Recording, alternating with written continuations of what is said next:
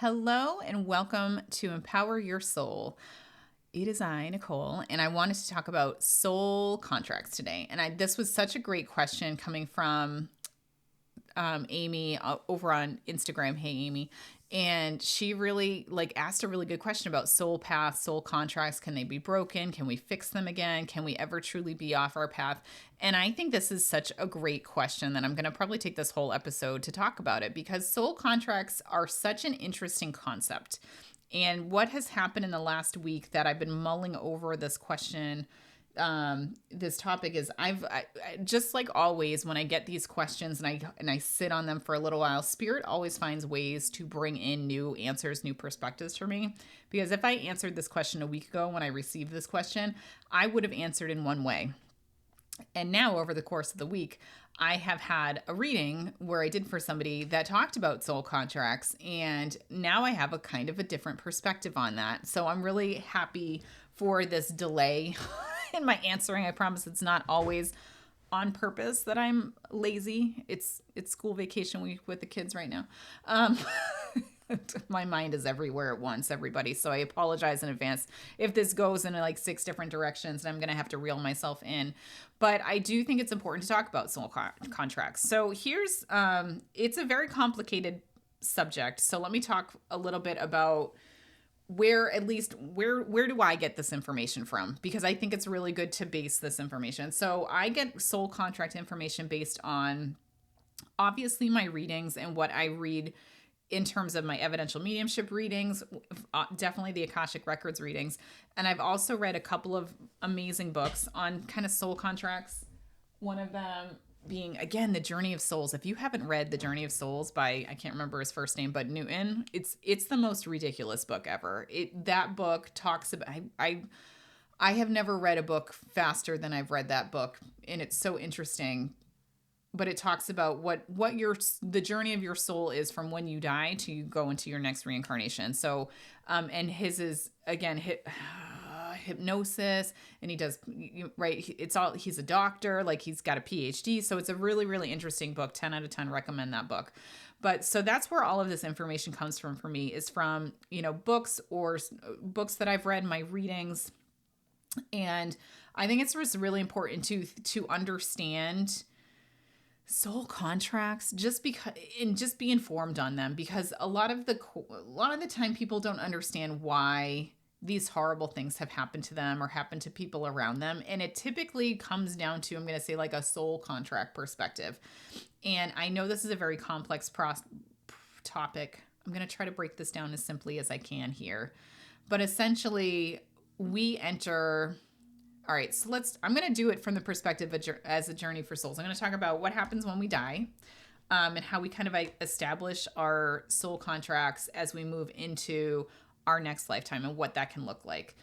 So soul contracts essentially are the lessons, in my perspective, they are the lessons that we are here to learn as souls. So a lot of people will talk about soul contracts in terms of people or relationships, and I think that is true, but ultimately I always take soul contracts and boil it down to, we have something we want to learn. So we need to kind of create this agreement that this is what's going to happen so we can learn this lesson. So essentially when we pass, we go through the tunnel or whatever, right? And then we go through our life review, and we essentially review our lives from the perspective of not only ourselves, but everybody around us who has interacted with us. So it's like we are standing in the shoes of the people that are around us, experiencing, were we good people? Were we assholes? Like, what did we do to hurt people? What did we do to help people? And especially from your guide's perspective, from after you kind of see those different perspectives, you'll kind of go to, I'm just going to say a counsel for lack of a better word, but you'll go to a review of your life from your guide's perspective and from, I don't even know, a counsel's perspective. And it's just like, it's performance review time, everybody. We have a life performance review. I'm not looking forward to that one. Do you know how many times a day I'm like, please don't include this in my life review. I don't want to see those again. That's literally me to my guides 24/7. Guaranteed every single moment of that will be in my life review. So essentially you review your life again versus what did you hope to accomplish versus what did you actually accomplish. And then you end up with this list of, okay, so I accomplished all these things, but I didn't accomplish these things. Or, okay, so I've mastered this lesson. I'd like to learn the next lesson. So at the time that we pass and we go through this life review and we go through this counsel review, we essentially create a list of things that we'd like to learn the next lifetime. And I'm going to talk about this in terms of past life and future life and current life, right? But I just want you to know this is all parallel. There is no time in the spirit world. So I'm not even going to break my own brain over that thought today because I'm barely holding it together. I need like 4 more cups of coffee. So as we go through this list and define this list of what else do we want to learn? What do we want to learn next lifetime? We can go through this period in the spirit world where we're actually learning, because there are schools, there are things that we can learn and do in the spirit world to learn some of these lessons, but ain't nothing like the hard knock life of earth to really make these lessons happen faster and more impactful. So as we start choosing, I'm going to say our next life, when we're in the spirit world, we will go through that list of things that we want to accomplish, all these things that we want to learn, and we will go and essentially like pick a life for us to get these goals accomplished, to learn these things, to be in this lesson. And a good example is, and I've said it a couple times on the podcast, but I'm gonna take like a nice, easy perspective, right? So maybe you want to, be in a really rich family, right? You want to learn what it's like to have to not struggle at all. So you choose a life where you're just like trying to make it on planet Earth. And you're like, okay, so my lesson in this life is I want to live an easy life. I want to be able to choose what paths I want to take. I want to be able to like donate money to the poor, and I want to do these things, right? In your next life, you might go through that life, maybe do all your life lessons, check those off the list because it was an easier life. And then your next lifetime, you might say, okay, cool. Now I want to be the poor one. I want to know what it's like to have to try to do everything for money and survive off of nothing. So it's just, you choose life circumstances that essentially, again, promotes the growth of your soul and makes you, I'm going to say, like a well-rounded soul, and be able to see things from every perspective. So as you go through and select your next life, you're going to take those goals and you're going to say, what's the best life for me to learn these goals, to accomplish these items that I want to accomplish? And those items to me are your soul contract. So I want to be poor in my next life. I want to not be very smart. I want to be horrible in school, right? I want to get divorced because I need to learn the lesson of pulling myself up by my bootstraps and no one's going to take care of me, right?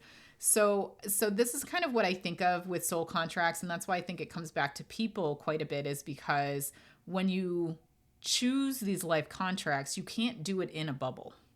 You can't do a lot of these soul contracts by yourself. You have to sign up for a family or circumstances around you that are going to support your ability to go through these life contracts. So you're going to have soul contracts with people to say, I'm going to kill my dog. Sorry.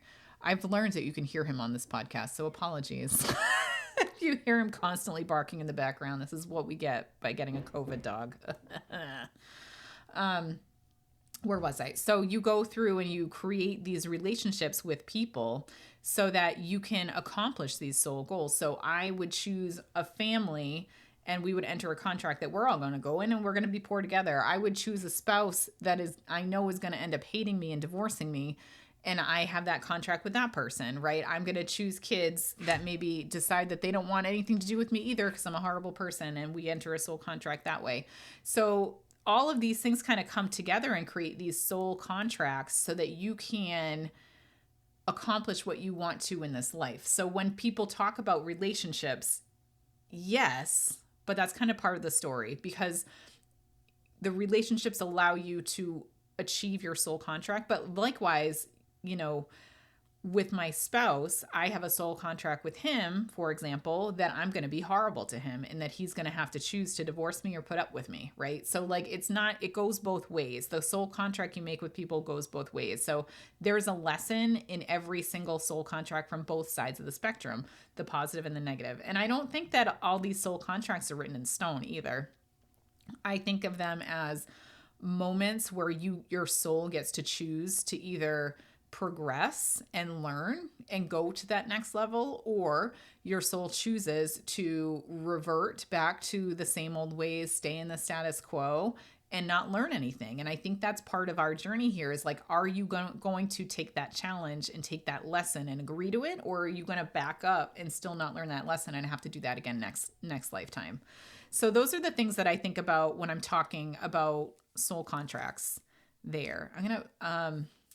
So again, before you incarnate, you're going through and you're essentially planning your life in all of these contracts and what do you want to learn and what are the people around you that are choosing to work with you want to learn. And it's like, it's not easy. It's this very complex thing about these soul contracts that again are meant to just help evolve and grow your soul. And I think it's important too to maybe talk about karma a little bit here, because I'm going to be totally honest with you. I don't know where I stand with karma.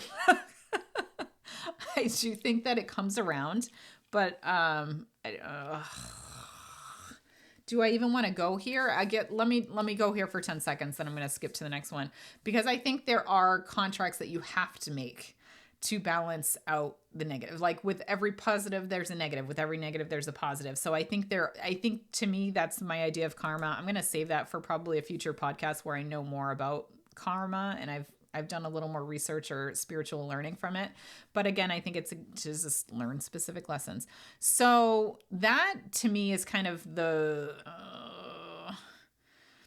the 411 or the download for me for soul contracts. So some good ways to identify maybe what are some soul contracts in your life that you have going on. I don't know why I have to say this, but yes, okay. Yes, I think you choose your life. I do. And I'm the worst person in the world because I say it all the time to people. I do think that you choose your life. I do think when you go through the Rolodex of potential lives you can have and the lessons you want to learn, you choose this life to learn specific lessons. So if you have had a very difficult childhood, a very difficult relationships, very difficult circumstances around you, I am the worst person in the world to go to and ask for like sorrow or ask for like empathy for, because I'm like, you chose it. So let's figure out why you chose it. Let's figure that out. But at the same time, when I say that, I don't think you actively choose certain things. And this is what changed in the last week for me, because I had an extremely lovely client, adore her. I'm going to keep this anonymous, but I am going to give the circumstances around it. So she is a young mother of several children, and her husband had died last year, right after she moved locations to a new house, new place I don't even know where she is, a new location where she's not surrounded by family. She's not surrounded by friends. And literally, I think a month or two after she moved with all of these young kids, her spouse had died. Her husband had died. And in that reading with that departed husband, he came through and said, no one would choose this. No one would choose this. And it felt so real in my bones. Like, you know how you can feel something all the way down to your bones? That's exactly what it felt like while I was saying this. No one would choose this. And I knew that to be true.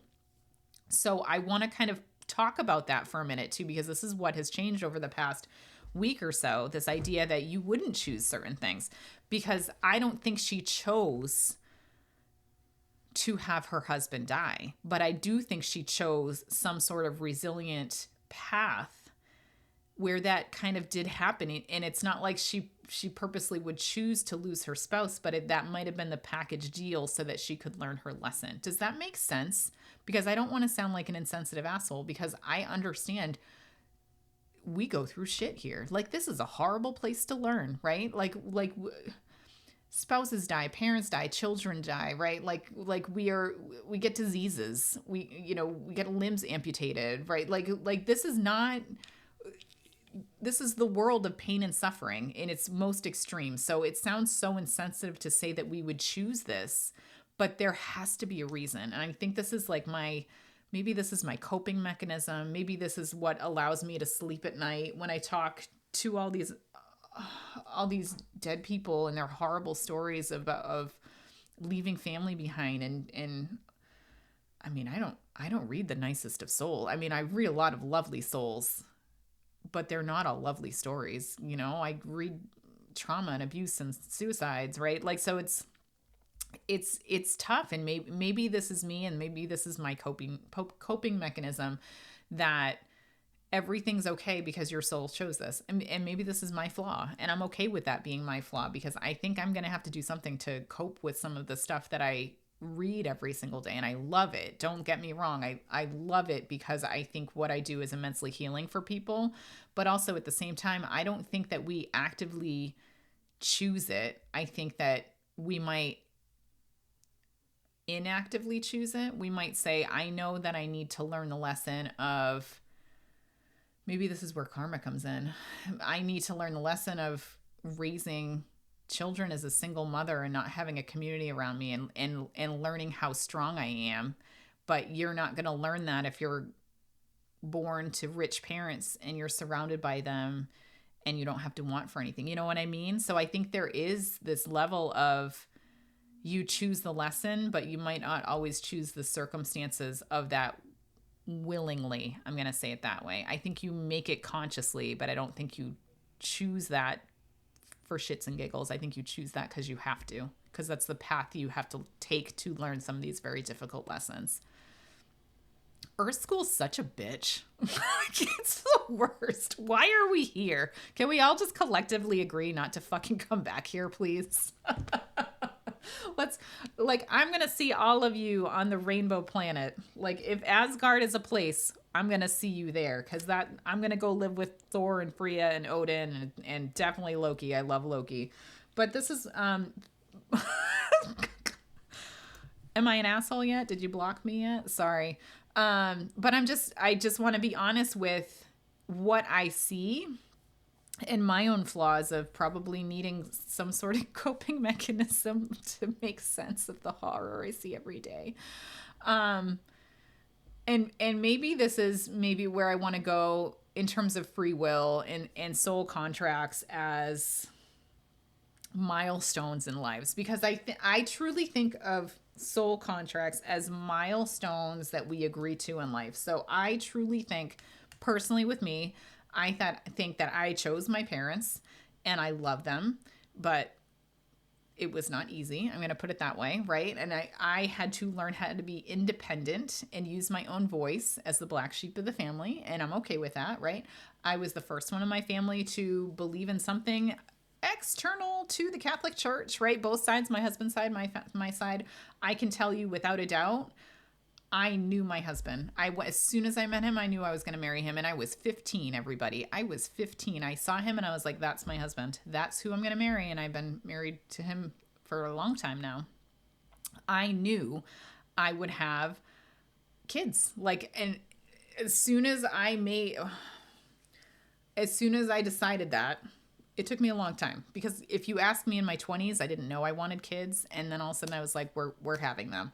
And then as soon as I made that decision, boom, there was my son. And then right after I had my son, boom, there was my daughter, right? So it's just so interesting to me, because I feel like these are my soul contracts. I was meant to meet and marry my husband. I was meant to have my kids, right? I was meant to choose my siblings, my parents, for some reason.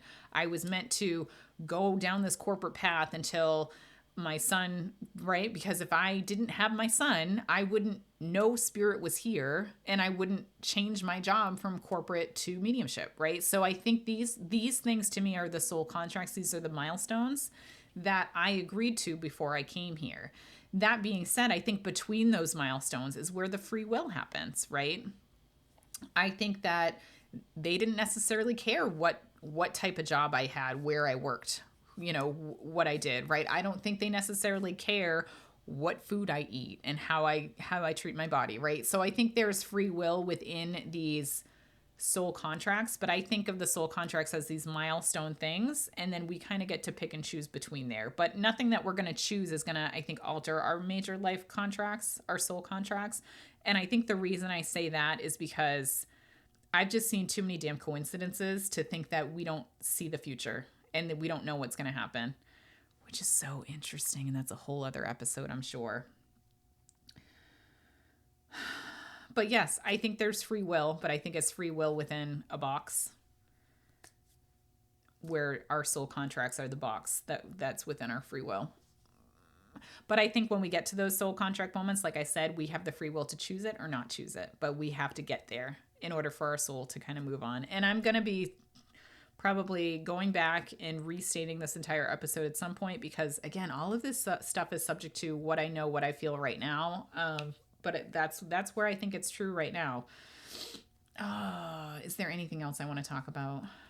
So I guess, maybe to close, or maybe to kind of make sure I'm answering your questions, Amy. Let me bring that list back up. Can they be broken? Can we fix them? Can we ever be off our path? So I don't think we ever truly can be off our path. I think that when we are truly off our path, our guides will just totally fuck with everything in our life to make sure we get back on path. So I'm going to say yes, I think so, but I think you'll start seeing the signs of you needing to get on your path, because when I feel like when you're on your path, things just flow. It doesn't mean it's easy, but things don't break as much.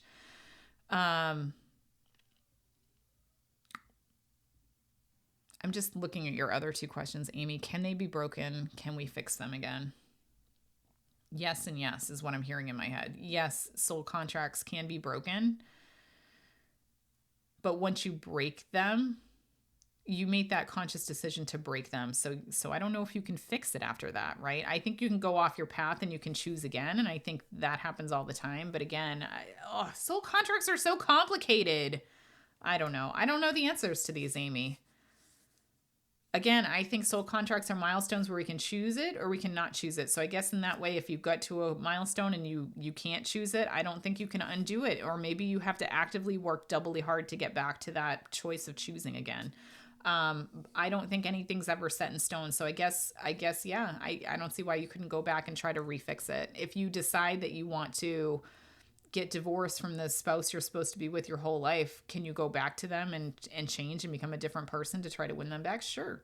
But then again, that involves the free will of somebody else, right? So I don't know. It's a really good question. I'm sure you're all walking away learning nothing from this episode. So I guess the one thing I want to leave with all of you is, if you want to know what your soul contracts are, I'm going to challenge you to maybe journal or think about, where do you know you made a decision that you had to make in life, right? Like where did you know this is it? And this is, again, like I knew this house I'm sitting in right now, this was my house. It was the last house I saw on a day where I think I went to 12 open houses, and it was like 5:00 in the afternoon. And I stepped in this house and I'm like, this is my house. And it was way over budget. Way over budget. But you know what happened when I went to go purchase this house? I think it was about 50 grand over what, and by the way, like I bought this house 6 months out of college. I was very poor, but I refused to subsidize someone else's rent and equity. I was like, no, I'm not renting. I'm buying a house and I'm going to earn equity. And that's what I'm going to do, because I'm a stubborn mule who went to business school. So when we went to see this house, my husband's like, we can't afford it. I was like, this is our house. Like, this is it. So we lowballed them. I did so much research on this house. I found out it had been on the market for an entire year. Nobody looked at it. By the way, we bought it in December. So anyone knows the housing market, like houses don't sell in December. They just don't. So it had been on the market for a year. We went 60, 70 grand below the asking price. And they played with us. We played ball back and forth. And we ended up at the 50 grand below. Like it was where I think it was 50 grand below the asking price is where we ended up, because this is our house. So this is what I mean about like the milestones, about the soul contracts. Like, did you just know something and you're like, I know that this is completely unattainable and on paper we can't pay for this, but where there's a will, there's a way, and it just kind of happened and magic happened. And that's how I knew that this was our house. So I'm going to challenge you to think about things maybe that way. Like, where did you just know things? Where did you just like know, like, I knew that was my spouse. I knew I was going to have kids. I knew there was going to be 2 kids. So where did you know? Those are your soul contracts, right? And even the uncomfortable stuff too. Where does maybe it feel uncomfortable, but you still know, like you still know, like ugh. What's a good example? It felt uncomfortable, but you still know. I think I'm just going to leave that with you because I'm trying to think of an example and none's coming to mind, so I'm not going to push it. But, good and bad. Good and bad. Like soul contracts can be a positive thing or it could be a negative thing, but I want you to know there's positive that comes from it if you are willing to work through it, grow through it, push through it, because that's where your soul learns. Your soul learns from pushing through it, right? From saying yes and moving through it. Because I'll tell you what, I love my husband, love him to death, but he's like ADHD, OCD, right? Like he makes me pull my hair out sometimes. It is not just because I married him many years ago does not mean like it's the perfect marriage and I don't want to pull my hair out all the time, right? Like my kids, I'm telling you, I've been home with them for over a week now because it's February vacation week up here in Massachusetts, and I want to kill him. I love them. I just want them to go back to school. Please go. Again, doesn't mean it's an easy path. Even if getting to your soul contract was easy, it doesn't mean it's easy, right?